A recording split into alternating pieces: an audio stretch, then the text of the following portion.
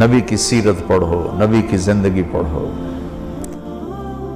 ہر چیز آپ کو وہاں سے ملے گی۔ کوئی وظیفے پڑھنے پہ لگا ہوا ہے، کوئی پیسہ کمانے پہ لگا ہوا ہے کہ اس سے ٹھیک ہو جائے، اللہ کی قسم زندگی کا حسن صرف میرے نبی کے طریقوں میں۔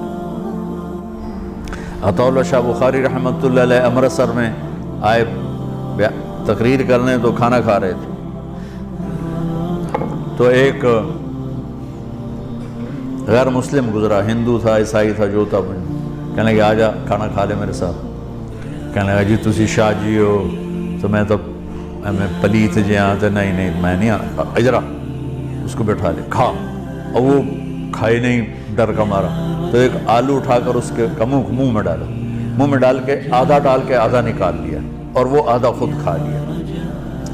اس نے اگلا لفظ پھر نہیں بولا نا، اگلا لقمہ اٹھایا، تیزی سے اٹھا، شاہ جی کے کھانا کھانے سے پہلے اپنے سارے بیوی بچوں کو لے کے آ کر کہنے لگا شاہ جی کلمہ پڑھا دیں۔ میں نے آپ کا کافی وقت لے لیا، لیکن مجھے امید ہے اگر کوئی ایک چیز بھی عمل میں آ گئی تو آپ سکھی ہو جائیں۔ اللہ کی قسم میرے نبی کی ہر سنت ہم سمجھتے ہیں داڑھی رکھ لی، پگڑی باندھ لی، سنت زندگی گزارنے کے طریقے کو کہتے ہیں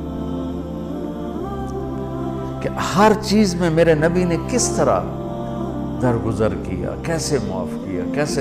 حضرت میمونہ کے گھر میں آپ سوئے ہوئے تھے، باری تھی حضرت میمونہ کی، آپ کو پیشاب آیا، آپ اٹھ کے باہر نکلے، حضرت میمونہ کی آنکھ کھل گئی، انہوں نے دیکھا چارپائی خالی ہے، تو ان کو شیطان نے چکر دے دیا کہ اللہ کے نبی تجھے چھوڑ کر دوسری بیوی کے پاس چلے گئے، اور وہ تو نبی نہیں، ان پر تو شیطان حملہ کر سکتا ہے۔ تو انہوں نے غصے میں اٹھ کے کنڈی لگا دی۔ ان کو شک پڑا کہ مجھے چھوڑ کے میری باری میں عائشہ کے پاس چلے گئے۔ جب اللہ کے نبی واپس آئے تو دروازہ بند، آپ نے دستک دی، میمونہ دروازہ کھولو، کہنے کہ میں نہیں کھولنا۔ آپ نے کہا کیا ہوا؟ کہا مجھے چھوڑ کے دوسری بیگم کے پاس چلے گئے، نام تو نہیں لیا، ویسے کیوں؟ کہنے کہ میمونہ انی حاقن، میمونہ مجھے تو پیشاب آیا تھا۔